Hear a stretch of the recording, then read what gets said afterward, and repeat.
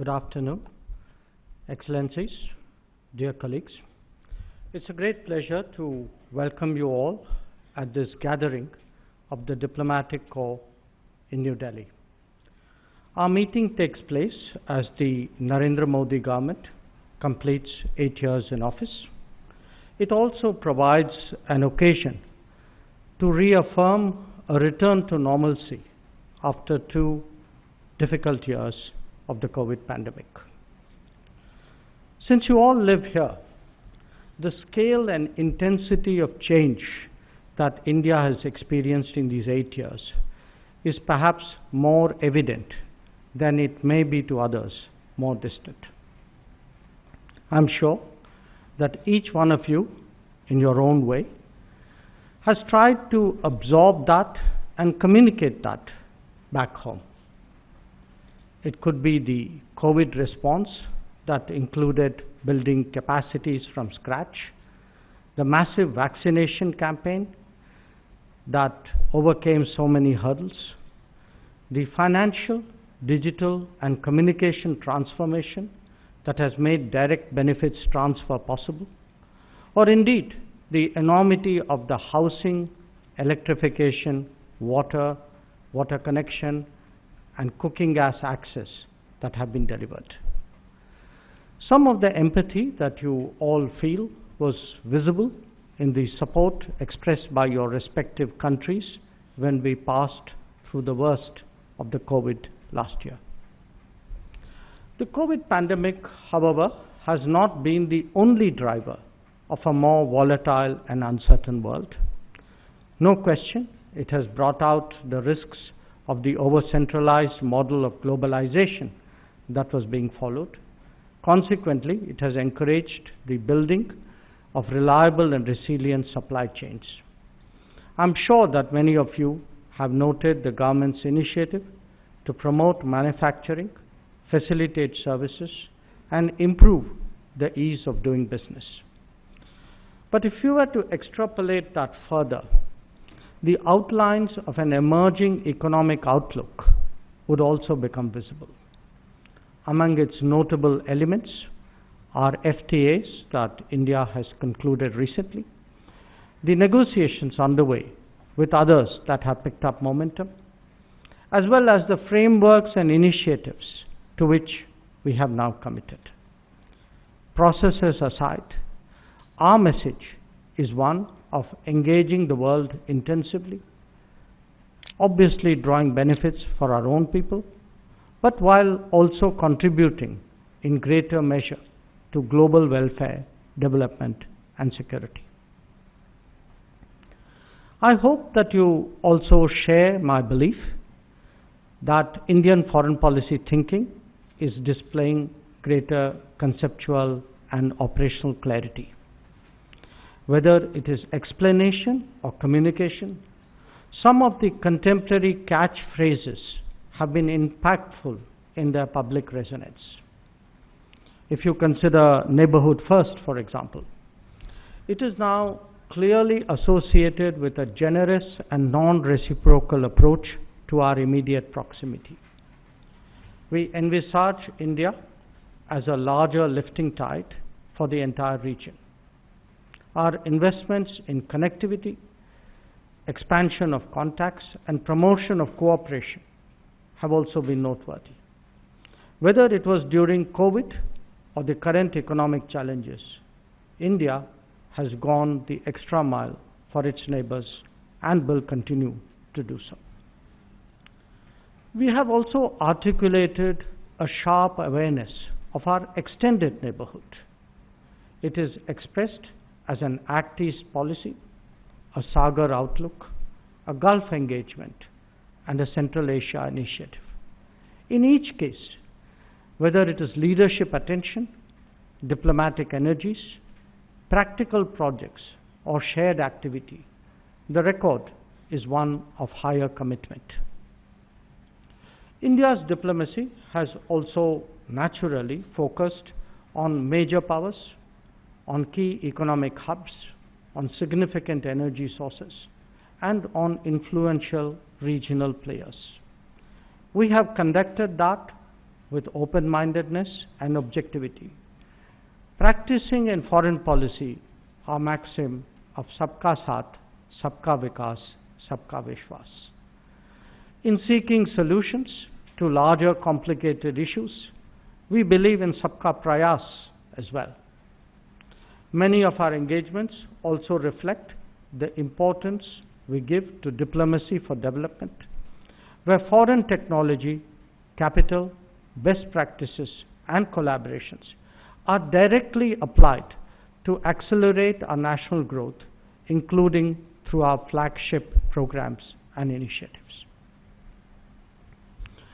The Global South has merited greater attention as well, where Africa, Latin America and Caribbean, or the Pacific Islands are concerned. There has been a spike in our engagement and activities. The COVID years did disrupt some of the momentum, and we expect to pick up on that very soon. India has always viewed the United Nations as important to global peace, security, and development. We currently serve as a non-permanent member of the Security Council and one very active in UN organizations and in its peacekeeping. While our endeavors will always remain supportive, we also share the disappointment of the international community about the UN's declining effectiveness. Our advocacy of reformed multilateralism, therefore, has become even stronger. Now, paralleling what is happening in the world of trade, diplomacy is also searching for optimal solutions to processing situations at the sub-global level. In recent times, the merits of engaging partners on agreed issues and defined domains are increasingly apparent. Some of these exercises are more flexible than others. They reflect convergences and intersections rather than congruence. These have resulted in quadrilaterals, trilaterals, and regional arrangements. The utility of 2+2 meetings with relevant players is also very apparent. An India that is more capable is also an India more sensitive to global expectations. The last 8 years have seen us undertake the responsibility of first responder in many situations, and you saw some examples in the film which we just watched. The earthquake in Nepal, the conflict in Yemen, the water crisis in the Maldives, mudslides in Sri Lanka, the typhoon in Myanmar, or the floods in Mozambique. All these are notable examples. But while doing so, we seek to strengthen the capacities of our partners as well. In that very spirit, we are responding to the food, health, and other requirements of the Afghan people now. Our historical ties warrant that we take the long view. Strengthening a rules-based order is a natural inclination of a polity like India. We value all opportunities to contribute to it. Our membership of the MTCR, Australia Group, and the Wassenaar arrangement are therefore significant.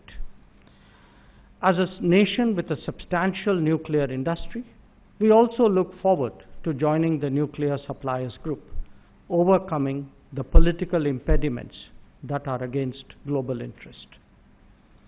It is not, however, just contingencies and mechanisms that India can make a difference.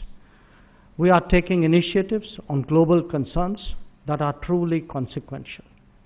The International Solar Alliance that we have collated now has 106 members. Similarly, the Coalition for Disaster Resilient Infrastructure is making steady progress. Our decisions and intentions have had a major bearing on climate action and climate justice. We are active too in shaping the global discourse on many other issues. It could be connectivity and maritime security, resilient and reliable supply chains, data and cyber security, or indeed terrorism, violent extremism, and black money, India has interests and views that it has put forward with assurance. Now, many of you have been our interlocutors in these exercises, and I thank you today for your understanding and cooperation. It would have left you with a clear sense that we take global issues, the global commons, and global good very, very seriously. The proof of the pudding is, however, in the eating, and that is certainly so when it came to our COVID response. We supplied made-in-India vaccines to 98 countries and continue doing so even today. Our medicines and medical personnel also made contributions abroad in these very crucial times. We count Vaccine Maitri as one of our key achievements of this period, not just for reasons of health, but as a statement of solidarity. The COVID pandemic has undoubtedly been the most devastating phenomenon in living memory for many of us. We cannot overlook it even as we go on with life. But just as we were hoping to recover from its effects, the world is now confronted with the repercussions of the Ukraine conflict. Our position on the matter itself has been stated at length at various forums. But beyond the conflict, the world today faces severe challenges in the rising costs of energy, food, and fertilizers. The global south is particularly impacted. The need for an early end to the fighting and a return to diplomacy truly gets stronger with each passing day. The difficult realities of international relations make themselves felt in multiple ways. For some of us, that is expressed in the challenges of hard security. In India's case, we have specifically seen that in the phenomenon of terrorism. Diplomacy has contributed to addressing that challenge by delegitimizing it and by denying support and sustenance to terrorism. Our borders also need safeguarding, and we will never accept any attempt to unilaterally change the status quo. A posture that departs from established understandings will evoke its own responses. When it comes to security, we will do what it takes to ensure national well-being. I acknowledge also the role of trusted partners who work with us to help keep India safe and secure every day. We have overcome the hesitations of history and will not allow anyone a veto on our choices. A nation like India obviously needs to contemplate its security in the broadest way possible. In the past, mantras of globalization lowered its defenses and discouraged the building of deeper strengths. That realization is responsible for the commitment we now see to Atmanirbhar Bharat.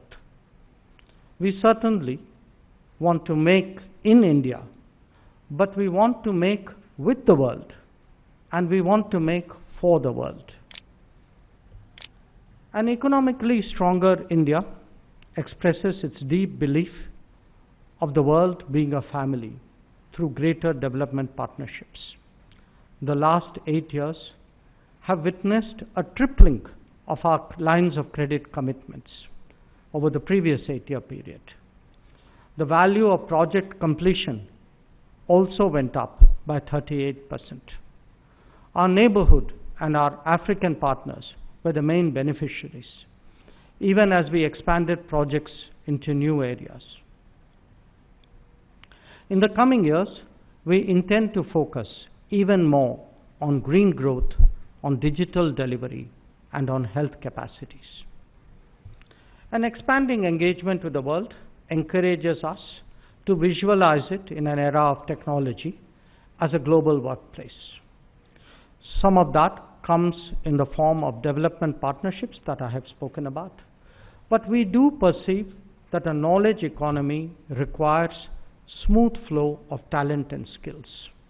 Accordingly, we have prioritized mobility and migration agreements that addresses the interests of all stakeholders. We note significant progress in that regard and would urge you all to appreciate the win-win outcomes that they generate. The million-plus Indian students studying abroad are also an important facet of India's external interaction. Responding effectively to their requirements is our shared responsibility. The new education policy now provides opportunities to address this domain more creatively and help us to welcome more foreign students into India. In a more globalized world, it is equally natural that a large number of Indian citizens and persons of Indian origin live in other countries. Some may be there more recently, temporarily, and professionally. Others could have settled down, in some cases, for multiple generations. But they are a unique living bridge between India and the world and should be valued accordingly. From time to time, their interests and well-being are a subject of our conversation. We particularly appreciate the support of many of your governments during the pandemic time in this context. If the Vande Bharat mission was so successful, some of the credit goes to all of you as well. Similarly, the support that we received from Ukraine's neighbors during Operation Ganga was also very valuable. On our part, it is by now established tradition that any rescue and relief effort also covers citizens of other countries. Excellencies, the changes that Indian diplomacy is undergoing is expressed in multiple ways. Some of that are in policies, in priorities, and in practices that I have outlined. But there are other steps that indicate new thinking and fresh approaches. The International Day of Yoga and the promotion of Ayurveda represent the projection of a confident culture. The establishment of a division dealing with states speaks of cooperative federalism. A technology division underlines the relevance of that domain. The opening of new embassies signifies our growing footprint abroad. Our engagements with think tanks and civil society has intensified, underlined by initiatives like the Raisina Dialogue. Indeed, our very way of assessing performance has changed, putting greater emphasis on trade, technology, and tourism. The India that you live in and report on is obviously different from the one before. It has development as its focal point, whether at home or in foreign policy. It is a daily proof that democracies can deliver. Its human development indices improve constantly, even as it rises to meet unprecedented challenges. This is a polity with an enhanced popular participation in its decision-making and greater authenticity in its expressiveness. It is one that balances its national interests with its international obligations. Appropriately, as India celebrates 75 years of independence, it seeks to do so with the world. So today, I thank you all here for your presence, but through you, I also send a message to your governments from mine, how much we value our relationship and how committed we are to enhancing further our cooperation. Thank you.